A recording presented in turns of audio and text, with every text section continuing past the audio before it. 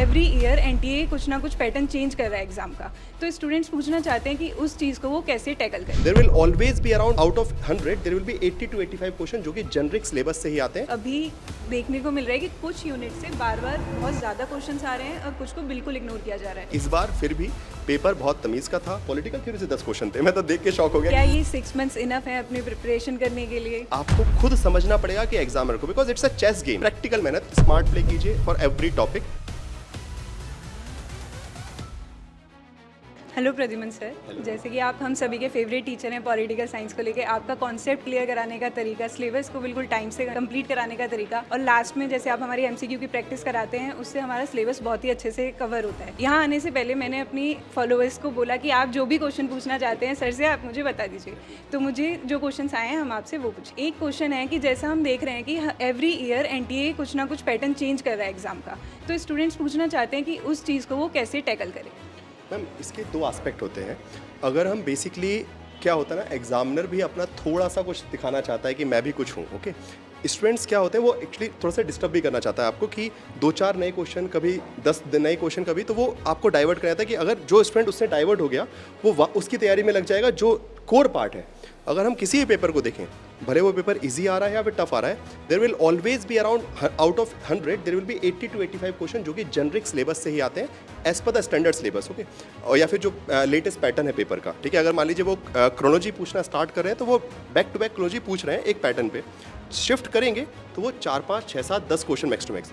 अब स्टूडेंट को ये डिसाइड करना है, जैसे कि मैं छोटा सा एग्जांपल क्रिकेट का देता हूँ स्टूडेंट्स को क्लास में, कि अगर एक बॉलर 6 बॉल डाल रहा है तो एक बाउंसर डाल सकता है वो, तो आपको भी समझना है कि वो 100 क्वेश्चन में 5 से 6 बाउंसर्स आपको मारेंगे। आप डक कीजिए, हर बॉल पे आप सोचोगे नहीं सब पे मुझे छक्का मार देना है, तो फिर आप फेल होके आ जाओगे and you will waste your attempt also, okay. So smartly play करना है कि जो स्टैंडर्ड पार्ट है सिलेबस का उसको हम स्ट्रॉन्ग करें। जो लेटेस्ट पीवाईक्यू ट्रेंड है, 2-4 क्वेश्चन उन्होंने आउट ऑफ द सिलेबस पूछ लिया, अगर उसके पीछे आप भागेंगे, अगर इजीली कवर हो रहा है that's a good thing. But अगर कोई ऐसे रैंडम चीज, जैसे मैं एग्जांपल दूं पॉलिटिकल साइंस में, chief justice of India, there are 55 chief justice, कैसे याद कर सकता है कोई? उसमें भी रैंडमली बीच में से आप नाम पूछ रहे हैं, arrange the following, match the following. मत परेशान हो, वहाँ आप एनर्जी वेस्ट करोगे उससे अच्छा जहाँ से स्टैटिक पार्ट है कि ये क्वेश्चन आना है, उसकी आप मेहनत करो, आपको रिजल्ट देगा। तो प्लीज़ जो ये रैंडम क्वेश्चंस कभी कभी आ जाते हैं थोड़ा सा आउट ऑफ द सिलेबस, उसको लेके बहुत पैनिक नहीं करना है, बहुत प्रैक्टिकल अप्रोच लेके कि जो स्टैंडर्ड पार्ट है, जो पीवाईक्यू ट्रेंड है, दोनों चीज़ों को रखिए, सिलेबस को अच्छे से और with the latest PYQ trend. उनको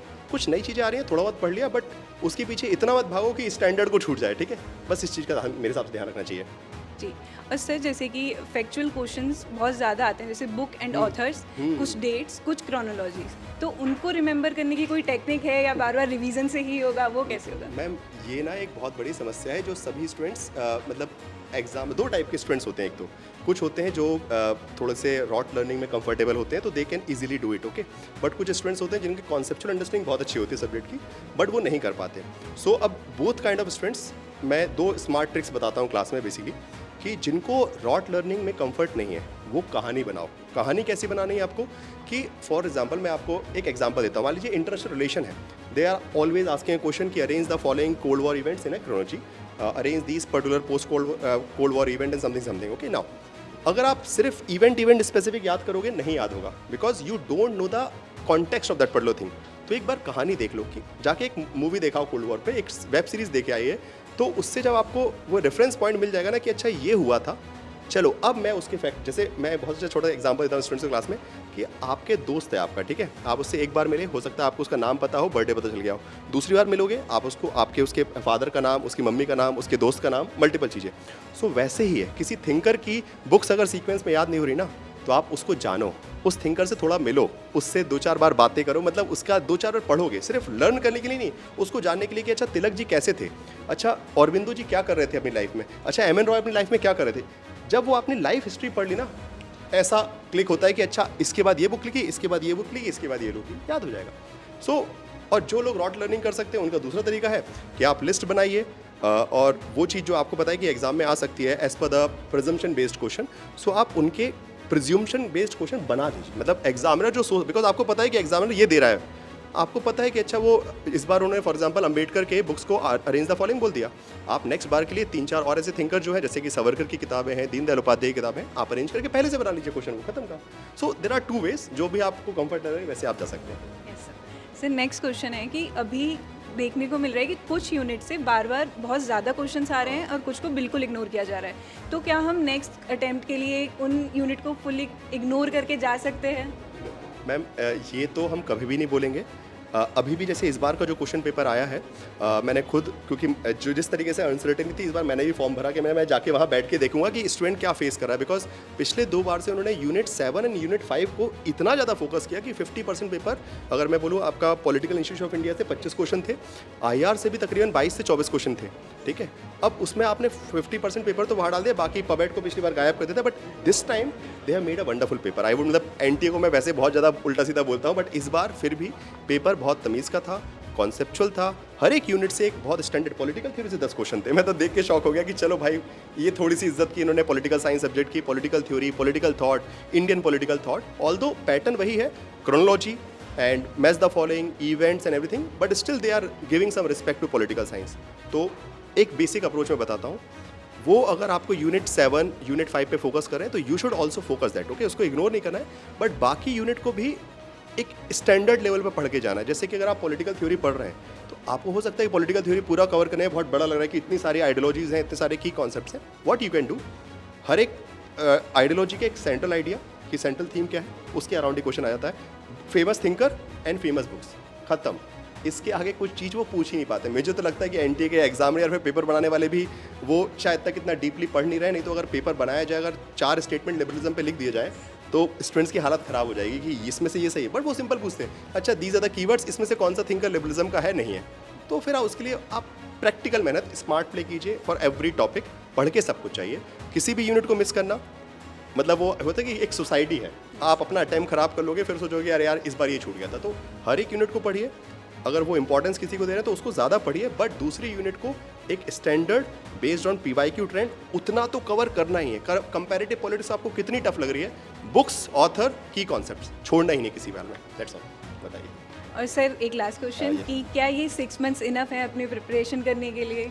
और जैसा कि आप गारंटी कर रहे हैं कि स्टूडेंट्स बिल्कुल आप पे भरोसा करके आपका मतलब सिलेक्शन गारंटेड होगा ही उनका, ये कैसे होगा? 6 मंथ का मैम ऑब्वियसली, मतलब ये तो हर बार का होता है जब भी एग्जामिनेशन आता है। कई बार तो स्टूडेंट्स आते हैं सर 3 महीने में हो जाएगा क्या, 2 महीने में हो जाएगा। It depends upon each every student, okay.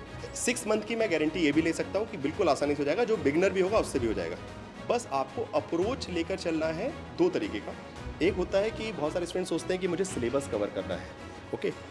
जो कवर करने में लग गया वो क्रैक नहीं कर पाएगा, और जो क्रैक करने के लिए गया वो क्या करता है, एग्जामिनर के माइंड को पढ़ना होता है, ठीक है। कि और उसके लिए सबसे पहली अप्रोच होती है मैम, जो मैं हर स्टूडेंट को बताता हूँ कि तुम 6 महीने बर्बाद कर दोगे अगर तुमने ये 4 दिन बर्बाद नहीं किए।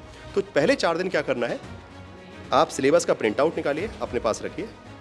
पिछले 4-5 PYQ, 5 साल 10 साल के कोई मतलब नहीं, उतना यूज ही नहीं होता, वो चेंज हो जाते हैं वक्त के साथ में। आप पिछले 5 पेपर उठा के प्रिंट आउट करवा लीजिए या फिर अपने पास लैपटॉप में रखिए। एक एक क्वेश्चन पढ़िए और उस क्वेश्चन के हिसाब से अपने सिलेबस में मार्क कीजिए कि यहाँ से क्या पूछा, यहाँ से क्या पूछा, यहाँ से क्या पूछा। You already have a mini syllabus, आपका काम खत्म है। अब 6 महीने तो बहुत ज़्यादा हो गया, बिकॉज आपके पास शॉर्टकट पता चलेगा कि उनका दायरा क्या है। अगर वो लिबरलिज्म पे कुछ पूछ रहे हैं तो किस दायरे तक पहुँच सकते हैं, इस बार नहीं पूछा, अगली बार नहीं पूछा। अगर वो मान लीजिए IPT से पूछ रहे हैं तो उनका दायरा क्या है, किसी भी थिंकर की क्या चीज़ पूछ लेंगे, कॉन्सेप्ट पूछेंगे, लाइफ इवेंट्स पूछेंगे या फिर कुछ पूछेंगे। तो ये जब दायरा आपको, तो आपके माइंड में एक क्लियर पिक्चर है कि नेक्स्ट 6 मंथ में मुझे करना क्या है, किस चीज़ को बार बार करना है। बहुत सारे स्टूडेंट्स क्या करते हैं, पहले सिलेबस कवर कर लेते हैं, फिर इंपॉर्टेंट टॉपिक सर बता देंगे तो हम पढ़ लेंगे और फिर हम फिर से रीअटेम्प्ट देने आ जाएंगे। तो ये काम सबसे पहले, मैं हमेशा बोलता हूँ कि टीचर आपको हर दिन क्लास में बताएगा कि यहाँ से इंपॉर्टेंट है, बट उससे पहले सेल्फ रियलाइजेशन, सेल्फ इवेल्युएशन आपको खुद समझना पड़ेगा कि एग्जामिनर को, because it's a chess game, वो आपको किसी ना किसी तरीके से परेशान करने का ट्राई करेगा।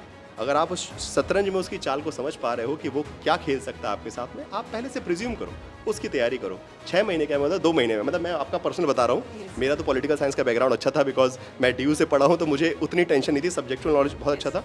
लिटरली मैंने 21 दिन पढ़ाई की थी। I have cracked the examination in just 21 days. But पहले 4-5 दिन मैंने सिर्फ ये किया, PYQ को। अच्छा, एक मैम और बड़ी दिक्कत होती है, बहुत सारे स्टूडेंट सोचते हैं कि हमको PYQ क्या करना है, अटेम्प्ट करना है। PYQ is not for the attempt, they are the clues for solving this crossword puzzle. अगर UGC नेट एग्जामिनेशन एक क्रॉसवर्ड पजल है ना, तो PYQ उसके क्लूज हैं, वो आपको बताएंगे कि ये पढ़ो, ये मत पढ़ो, यहाँ से इस पे फोकस करो, यहाँ से इस पे फोकस करो। तो PYQ को जितना ज़्यादा बेटर आप एनालाइज करेंगे, अपने सिलेबस को कट शॉर्ट करेंगे, एक मिनी सिलेबस प्रिपेयर कर लेंगे, हर एक टॉपिक से मोस्ट इंपॉर्टेंट टॉपिक बना लेंगे, there is no one who can defeat you, मैं गारंटी दे रहा हूँ। और उसके बाद पढ़ना तो पड़ेगा, ओके, और वो हम जिम्मेदारी दे रहे हैं, बट साथ में आप उसको समझते रहिए। जब टीचर्स आपको, जैसे इस गारंटीड सिलेक्शन प्रोग्राम में भी हर दिन क्लास में टीचर्स आपको बताएंगे, लास्ट मिनट रिवीजन जो नोट्स मिलेंगे उसमें भी टीचर्स आपको बिल्कुल वो सटीक पार्ट जो है इंपॉर्टेंट है वो दिया जाएगा। मतलब कंटेंट के लिए आपको परेशान नहीं होना है, बट एक मेहनत ये ज़रूर करनी है कि एग्जामिनर के माइंडसेट को जितना समझोगे उतना आसान हो जाएगा और सिलेक्शन की गारंटी भी होगी। At last sir I want to thank you, क्योंकि एग्ज़ाम से पहले जो आप पूरा सीरीज़ लेकर आते हैं 1 मंथ का, आप क्वेश्चन प्रैक्टिस कराते हैं, वो बहुत हेल्पफुल था। और जैसे ही एग्ज़ाम हुआ आप तुरंत आए और आपने हमारा पूरा आंसर चेक कराया, वो बहुत ही अच्छा था। मतलब उससे ऐसा लगा, कॉन्फिडेंस आया कि हाँ एग्ज़ाम अच्छा हुआ है, तो उसके लिए thank you so much. Welcome, और आपको भी धन्यवाद कि आप यहाँ आए। एंड दोस्तों, ऋचा मैम जो है अक्सर आप लोगों को बहुत कुछ अच्छा गाइड करती हैं रिगार्डिंग PhD। हम लोग तो ऑब्वियसली बहुत सारी चीज़ों में क्लासेस में इतना बिजी रहते हैं कि जो फर्दर आपको सपोर्ट चाहिए वो नहीं मिल पाता है। ओके, आई इवन ट्राई कि मैंने भी इंस्टाग्राम चैनल बनाया कि मैं कुछ गाइडेंस दूंगा, बट इतनी सारी ऑफिस रिस्पॉन्सिबिलिटीज़ हैं, इतनी सारी क्लासेस की रिस्पॉन्सिबिलिटीज़ हैं, नोट्स की हैं, मल्टीपल चीज़ें। And I am really thankful कि देयर आर स्टूडेंट्स जो कि लगातार आप लोगों को देखकर कुछ ना कुछ इंस्पिरेशन लेते रहते हैं, आपके जो गाइडेंस मिलते रहता है आपके थ्रू, तो उसके लिए बहुत बहुत धन्यवाद। और Thank you thank so you, much, sir. आप text book super coaching platform पे आए। Thank you so much.